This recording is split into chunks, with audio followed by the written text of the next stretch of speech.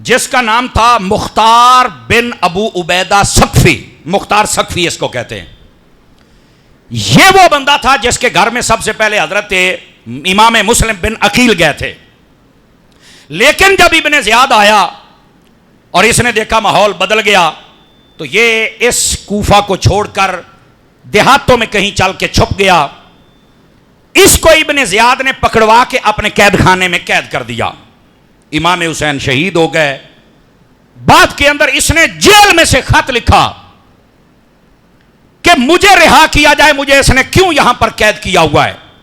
اور اس نے جب وہاں سے خط لکھا وہ یزید کے پاس پہنچا تو اس نے کہا کہ یہ تو قبیلہ بنو ثقیف کا آدمی ہے، لہٰذا ان کو چھوڑ دیا جائے، اور اگر نہیں چھوڑیں گے تو یہ ایک اور تلخی ہمارے سامنے آ جائے گی، لڑائی بن جائے گی. یہ جب چھوٹ گیا تو اس نے پھر کیا کیا، توجہ میری طرف. یہ چھوٹنے کے بعد اپنے معاملات میں مصروف ہو گیا. اس کے بعد یہ یزید مر گیا.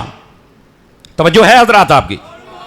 جب یزید مر گیا تو یزید کے مرنے کے بعد حضرت عبداللہ بن زبیر کی بیعت کی گئی. حضرت عبداللہ بن زبیر ادھر مکہ مدینے میں تھے اور ادھر ملک شام کے اندر مروان اس نے سر اٹھایا. پھر اس کا بیٹا عبد الملک وہ آیا. اس کے دور کے اندر یہ بڑی جلدی میں کی، یہ کوئی زیادہ لمبا چوڑا عرصہ نہیں تھا، یہ چند مہینوں کے اندر یہ سب کچھ ہوا یہ کہ یہ جو مختار تھا اس کو کوفے کا گورنر بنا دیا گیا. مختار کے ذہن میں وہ ساری باتیں تھیں، سمجھ آئی نا. اس نے اپنا ایک سپاہی جس کا نام تھا عبداللہ اس کو بلایا، کہتا فوج تیار کرو. اس نے کہا کیا کرنا ہے؟ اس نے کہا سب سے پہلے جن لوگوں نے امام حسین کو شہید کیا تھا میدان کربلا میں تھے ان کی لسٹ تیار کرو، اور لسٹ تیار کرنے کے بعد ان سب کے مکانوں اور گھروں کو گرا کے برباد کر دیا جائے. چونکہ جو حسین کو آباد نہیں رہنے دے سکے ہم بھی ان کو کبھی آباد نہیں رہنے دیں گے. توجہ ہے جی. یہ مختار ثقفی یہ اس کا ابتدا ہے. اس کی بھی انتہا بڑی بری ہوئی تھی، یہ بھی سن لیجئے، لیکن ابتدا کیا ہے؟ میرا رب ہے نا وہ جس کے ذریعے سے کام کروا لے. اب ہوا کیا؟ مختار نے یہ حکم جاری کر دیا، فوج تیار ہو گئی اور اس نے پورے کوفے میں سے ایک ایک بندے کو ڈھونڈ نکالا اور ان کے گھروں کو مار گرایا. اور گھروں کو بھی یوں گراتا تھا کہ ان کے بیوی بچے سامنے کھڑے کر کے پھر گھر گراتا تھا، اور وہ روتے پیٹتے تھے کہ یہ کیا ہو رہا ہے.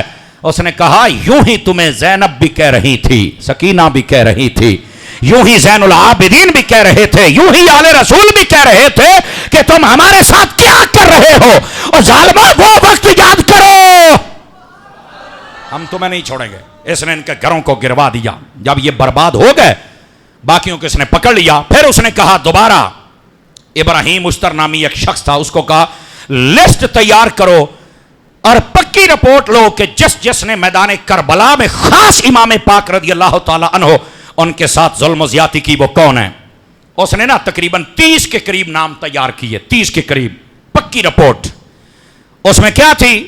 کہتا جی جو یزیدیوں کی لسٹ ہے ان میں سے پہلا شخص جس کا نام مالک بن نصر تھا، اس نے حضرت امام علی مقام کے سر اقدس پر تلوار کا وار کیا تھا، کہا اس کو بھی پکڑو. دوسرا حرملہ بن کامل، یہ وہ ہے جس نے شہزادہ علی اصغر رضی اللہ تعالیٰ کو پانی دینے کے بجائے تیر مارا تھا، کہا اس کو بھی پکڑو. حکیم بن طفیل، یہ وہ ہے جس نے امام علی مقام کی پیشانی پر نیزہ مارا تھا، کہا اس کو بھی پکڑو. چوتھا بندہ خولی بن یزید، یہ وہ ملعون ہے جس نے امام علی مقام کے سر اقدس کو نیزے پر چڑھایا، کہا اس کو بھی پکڑو. پانچواں بندہ عمرو بن حجاج، یہ وہ ہے جو نہر فرات پر نگران تھا اور کسی کو پانی نہیں آل رسول کو بھرنے دیتا تھا، کہا اس کو بھی پکڑو اور باندھو ان سب کو. چھٹا بندہ شمر ذل جوشن منحوس، یہ وہ ملعون ہے جس نے زخموں کی حالت میں چور چور پا کر کربلا کے میدان کو امام علی پاک کے سر کو تن سے جدا کر دیا تھا، یہ تھا سر کاٹنے والا، کہا اس کو بھی پکڑو باندھو اس کو. اور ساتواں بندہ ابن سلیم کلبی، یہ وہ ملعون ہے جس نے شہادت کے بعد آپ کی ہاتھ میں پہنی ہوئی انگوٹھی اتاری، اتر نہیں رہی تھی، انگلی کاٹ دی اس بدماش نے، استغفر اللہ. کہا اس کو بھی پکڑو باندھو اس کو بھی پکڑ لیا گیا. آٹھواں بندہ زید بن وقاد، یہ وہ ملعون ہے جس نے آل رسول کے کئی شہزادوں پر حملے کیے. کہا اس کو بھی پکڑو.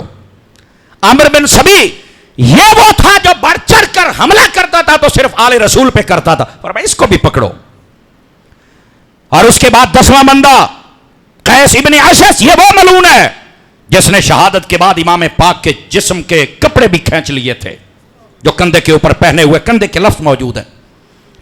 11واں بندہ سنان بن نخی, یہ وہ ازلی بدبخت تھا جس نے کربلا میں جب تیروں سے چھلنی گھوڑے پر سوار تھے تو بدن اقدس خون سے نہا رہا تھا تو آپ کی کمر پر اس نے نیزہ مارا تھا. کہا اس کو بھی پکڑو. ان سب کو پکڑا. اس کے بعد نصر نامی بندہ, عبداللہ نامی بندہ, ابن خالد ابن صلحت مرہ بشیر ابن اشعث, اور یہ اخنس رجاب سالم اسید واحد صالح بن وہب, ان سب کو پکڑ لیا اس نے. 30 بندے تھے جن کو پکڑا. ابھی نام اور بھی ہیں. ان کو پکڑا. پکڑنے کے بعد اس نے کیا کیا, توجہ, اب بات سنیے ان سب کا انجام. پہلے گھر گروائے, اب ان کو پکڑوایا. ان کو جب پکڑوا لیا تو ابن زیاد کو پتا چل گیا, وہ موصل کے اندر پہنچ گیا, وہاں 30,000 کی فوج تیار کر لی. یہ جو مختار ثقفی تھا اس نے 20,000 کی فوج ابراہیم مشتر کے ساتھ بھیجی. کہا چل ان کے ساتھ جنگ کر اور بھاگنے نہیں دینا. ادھر ان کو پکڑ لیا. ان سب کو پکڑ کر کیا کیا, ان کے گلے میں بھی رسے ڈالے جیسے کتے کے گلے میں ڈالا جاتا ہے, اور ان کے پاؤں اور ہاتھوں میں بھی گلے ڈالے, اور ان کو دارالامارت کوفہ کے دروازے پر لٹکا دیا. ہاتھ پاؤں کاٹ ڈالے, ان کے سر کاٹ ڈالے, اور یہاں تک یہ تاریخ میں لکھا ہے کہ ان کے جسموں کو اس نے آگ لگا دی. اور یہ ہونا تھا, یہ ہونا تھا. کیوں؟ جنت کے شہزادوں کی جو عزت نہ کر سکے ہمیشہ آگ میں جلتا رہتا ہے.